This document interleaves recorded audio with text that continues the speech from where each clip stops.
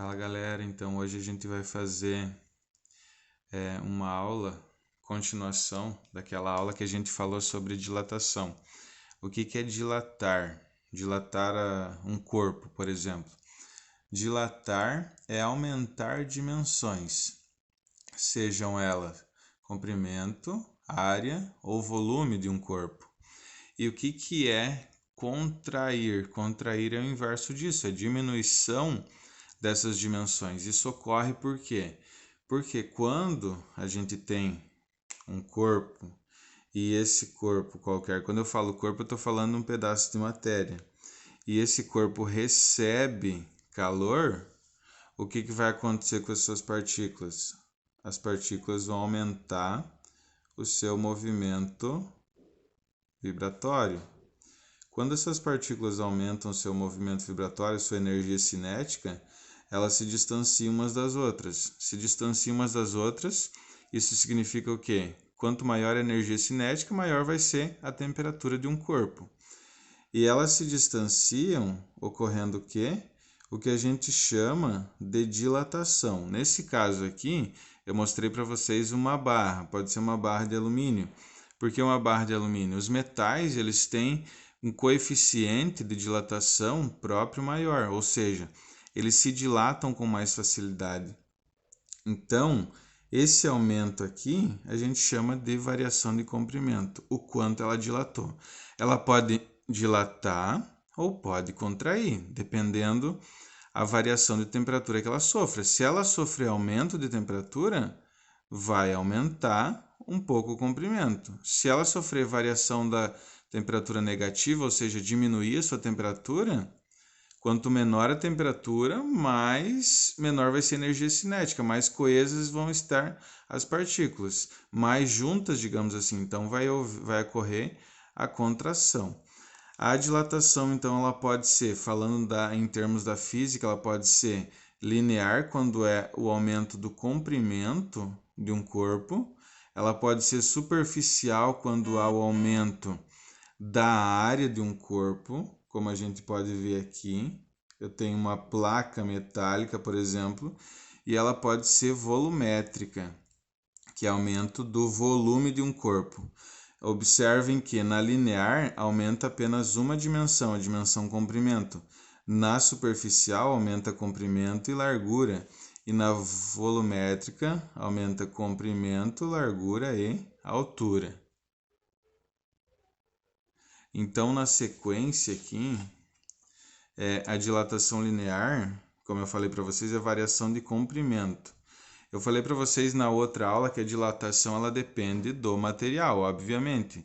Se o material for vidro, por exemplo, ele vai ter uma capacidade X lá de se dilatar. Se o material for cobre, for zinco, for ferro, ele também vai ter uma capacidade própria. Essa capacidade a gente chama, na dilatação linear, de coeficiente de dilatação linear.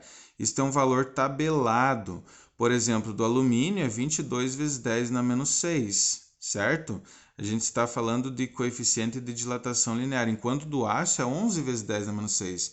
Para mim calcular a variação de comprimento, ou seja, quanto ocorreu de aumento nessa barra, o que a gente vai fazer? Δl é a variação de comprimento, o alfa é o coeficiente de dilatação linear, que é um valor tabelado, vezes o L0, que é o comprimento inicial da barra, quantos metros ela tinha após a variação de temperatura que ela sofreu, e ΔT é a variação de temperatura que ela sofreu. Se aumentou a temperatura, a variação foi positiva, ocorreu dilatação. Se diminuiu a temperatura, a variação de temperatura foi negativa. Na sequência, a gente tem um exemplo que a gente pode utilizar para fazer. Diz assim, uma barra de alumínio de 20 metros. Então, você tem uma barra lá. Essa barra, ela tem um comprimento inicial, L0, de 20 metros, certo? Tem sua temperatura elevada, inicialmente a 20 graus, tem sua temperatura elevada a 60 graus. Então, a variação de temperatura que ela sofreu, temperatura final 60 menos 20, a variação de temperatura foi de 40 graus Celsius. Então, a gente tem comprimento inicial, variação de temperatura. A gente quer saber a variação de comprimento e o comprimento final da barra. Como assim a variação de comprimento? Essa barra, a tendência é que ela tenha aumentado um pouco o seu comprimento. Por quê? A gente vai calcular o ΔL, porque ela sofreu uma variação de temperatura positiva. O coeficiente do alumínio está dado ali, ó, 22 vezes 10 a menos 6. Então, ΔL, alfa, que é o coeficiente, vezes L0, que é o comprimento inicial, vezes a variação de temperatura que ela sofreu. ΔL é igual 22 vezes 10 na menos 6, vezes o comprimento inicial, que é 20, vezes a variação de temperatura, que é 40. Se você multiplicar esses 22 vezes 10 expoente menos 6 vezes 20 vezes 40, você vai ter um número ΔL 0,0176 metros. Isso é 0,00176. Se você quiser saber o comprimento final da barra, ó, comprimento final vai ser dado por quanto que ela tinha inicialmente? 20 metros. Mais o que ela aumentou, a dilatação que ela sofreu, 0,0176. É só somar mais 20. Então, a barra após o aquecimento, ela tem 20,0176 metros. Isso é uma dilatação grande? Não, é uma dilatação pequena, mas observem que ela tinha apenas 20 metros, certo? Então, na sequência, a gente vai ver sobre dilatação superficial. Então, falei que a gente ia falar sobre dilatação superficial, mas vamos observar aqui, primeiro, o que é uma lâmina bimetálica. Uma lâmina bimetálica ela é formada por dois metais. Nesse caso aqui, ó, eu coloquei alumínio e aço. O coeficiente de dilatação do aço é 11 vezes 10 a menos 6, enquanto o alumínio é 22 vezes 10 a menos 6. Observem que é exatamente o dobro. Então, significa o quê? Que o aço tem uma capacidade maior de se dilatar, certo? Então, às vezes tem questões que vão pedir assim, ó, se eu aquecer essa lâmina bimetálica, o que vai acontecer, pessoal? Para onde que ela vai se curvar? Ó, quem é que vai aumentar mais? Se ela sofrer mesmo a variação de temperatura, quem vai aumentar mais vai ser o alumínio. Então, ela vai ficar curvada mais ou menos assim, ó, porque alumínio, então o aço, ele dilata menos, porque tem um coeficiente de dilatação menor. Ó, então, quando aquece, ela vai ficar assim, ó, após aquecimento. Ocorrendo o contrário, se o alumínio tem capacidade maior de se dilatar, ó, aumentou, ele dilatou mais. Se resfriar, o que vai acontecer? Isso vai ficar ao contrário, certo? Outra coisa que eu falei para vocês, se você quiser, por exemplo, abrir a tampa de um vidro, que geralmente é metálica, o que geralmente você faz? Você coloca água quente. O que vai acontecer com essa tampa? Ela vai dilatar, dando espaço maior. Então, os metais eles têm coeficientes de dilatação maior. Na sequência aqui a gente vai ver sobre dilatação superficial. Na dilatação superficial, pessoal, ocorre o quê? Ocorre o aumento da área, certo? Não mais só do comprimento. Então, por isso que a gente tem que lembrar o quê? Que o beta, que é o coeficiente de dilatação superficial, ele é o dobro de alfa. Ocorre a variação de área, aumento ou diminuição. Então, ΔA é variação de área. A0, área inicial, beta, coeficiente de dilatação superficial, e ΔT, variação de temperatura. Na sequência, a gente tem um exemplo aqui que a gente pode fazer. Uma placa metálica De lados 3 por 4. Então, ela tem 3 por 4 centímetros, metros nesse caso. 3 metros por 4 metros. Uma placa retangular.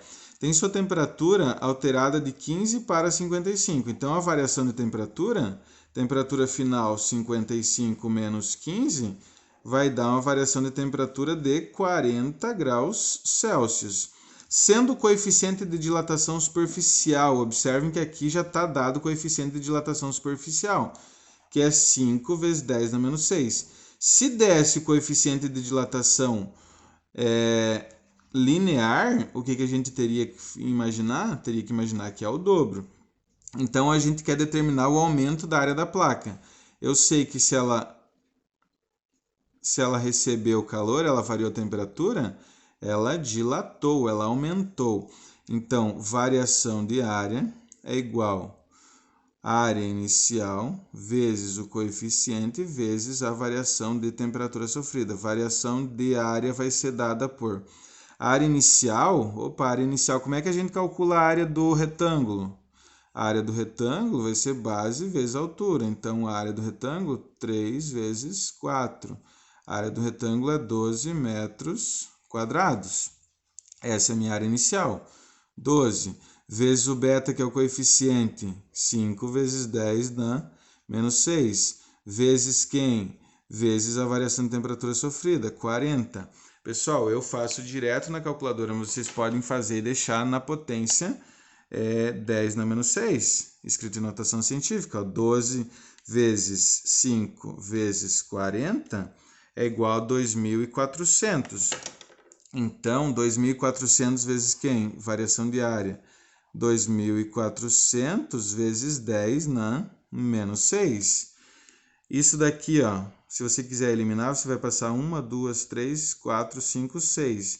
Esse número é 0,0024 metros, certo?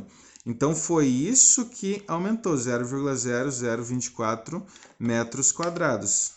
Provando aqui, ó, vezes 10 expoente menos 6, 0,0024 metros quadrados. Esse foi o aumento. Se eu quiser saber qual que é a área final agora, é só fazer 12 mais esse 0,0024. Na sequência, a gente tem a dilatação volumétrica. Dilatação volumétrica, ela trabalha o quê? Com o aumento do volume. Como o volume ele tem 3 dimensões, vai aumentar comprimento, largura e altura, a gente tem que lembrar que o gama aqui, ele é o coeficiente de dilatação volumétrica, ele é o triplo de alfa, certo? Então, a variação de volume é coeficiente de dilatação volumétrica vezes o volume inicial vezes a variação de temperatura. No exemplo que a gente tem aqui a seguir, o que a gente pode observar? Um bloco retangular cujas medidas são 5, 10 e 12 centímetros. Tem sua temperatura elevada em 60 graus. Então, esse bloco retangular, como é que a gente vai calcular a área desse bloco retangular? Ó, imaginamos que ele fosse mais ou menos assim, certo? Ó, ele tem 5 por 10 por 12. São as medidas dele. O volume isso daqui é um paralelepípedo. Como é que a gente vai calcular o volume inicial do paralelepípedo? A gente vai fazer 5 vezes 10 vezes 12, certo? Comprimento, largura, altura. 5 vezes 10 vezes 12 é igual a 600 centímetros cúbicos. Então, 600 centímetros cúbicos é o volume dele. A variação de comprimento, não, a variação de temperatura já foi dada. É de 60 Celsius, certo? E o coeficiente também já foi dado. É 8 vezes 10 na menos 6. Para mim calcular a variação de volume, quanto ele aumentou, variação de volume é coeficiente vezes o volume inicial vezes a variação de temperatura. Logo, a variação de volume vai ser, qual que é o coeficiente? O coeficiente é 8 vezes 10 na menos 6. Qual que é o volume inicial? O volume inicial é 600 centímetros cúbicos. Vezes quem? Vezes a variação de temperatura. Não precisa esse daqui, eu troquei. Então, vamos lá. 8 vezes 10 expoente menos 6 vezes 600 vezes 60 é igual a 0,288. Então, a variação de volume, 0,288 centímetros cúbicos. Isso foi o que ele aumentou, certo? Então, seria mais ou menos isso. Havendo dúvidas, questione. Abraço.